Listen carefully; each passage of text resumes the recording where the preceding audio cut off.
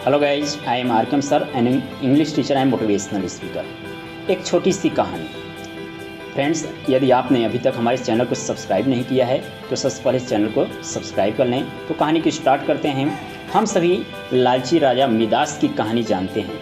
उसके पास सोने की कमी नहीं थी, लेकिन सोना जितना बढ़ता वह और अधिक सोना चाहता। उसने सोने को खजाने में जमा कर लिया था और हर रोज़ उसे काउंट किया करता था, गिना करता था।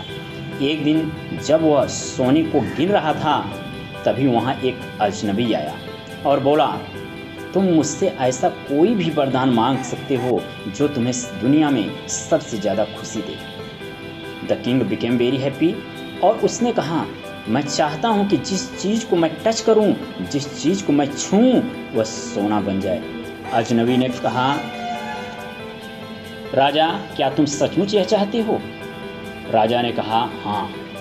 तो अजनबी ने कहा, कल सूरज की पहली किरण के साथ तुम्हें किसी चीज़ को छूकर सोना बना देने की ताकत यानी गोल्डन टच मिल जाएगी। राजा ने सोचा कि वह कोई सपना देख रहा है, यह सच नहीं हो सकता। लेकिन अगले दिन जब राजा नींद से उठा तो उसने अपने पलंग को टच किया, पलंग को छुआ तो वह सोने में परिवर्तित हो गया। वह वरदान सच था। That boon was true.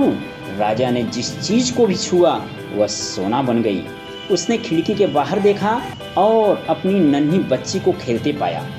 उसने अपनी बिटिया को यह अजूबा दिखाना चाहा और वह सोचा कि वह बहुत खुश होगी। लेकिन बगीचे में जाने से पहले उसने एक किताब पढ़ने की सोची। उसने जैसे ही उसे टच किया, जैसे ही छुआ, वह किताब भी सोने की बन गई। वह किताब को नहीं पढ़ सका। फिर वह नाश्ता करने बैठा। जैसे उसने फलों और पानी के गिलास को छुआ, वे भी सोने के बन गए। उसकी भूख बढ़ने लगी और वह खुद से बोला, मैं सोने को खा और पी नहीं सकता। ठीक उसी समय उसकी बेटी दौड़ती हुई वहाँ आई और उसने उसे बाहों में भर लिया और वह तुरंत सोने की मूर्ति बन गई। अब राजा के चेहरे से खुशी डिसअपीयर हो गई, खुशी गायब हो गई। राजा सिर पकड़कर रोने लगा। वह वरदान देने वाला अजनबी फिर वहाँ आया और उसने राजा से पूछा कि क्या वह हर चीज़ को सोना बना देने की अपनी ताकत से खुश है। राजा ने बताया कि वह दुनिया का सबसे दुखी इंसान है। राजा ने उसे सारी सच्चाई बताई। अजनबी ने पूछा, अब तुम क्या पसंद करोगे, अपना भोजन और प्यारी बिटिया या सोने के ढेर और बिटिया की सोने की मूर्ति? राजा ने गिड़गिड़ाकर माफ़ी मांगी और कहा, मैं अपना सारा सोना छोड़ दूंगा। मेहरबानी करके मेरी बेटी मुझे लौटा दो, क्योंकि उसके बिना मेरी हर चीज़ मूल्यहीन हो गई है। अजनबी ने राजा से कहा, तुम पहले से बुद्धिमान हो गए हो। और उसने अपने वरदान को वापस ले लिया। राजा को अपनी बेटी फिर से मिल गई और उसे एक ऐसी सीख मिली जिसे वह जिंदगी भर नहीं भुला सकता। फ्रेंड्स, कभी कभी घटिया विकृत जीवन मूल्यों से दुख ही मिलता है।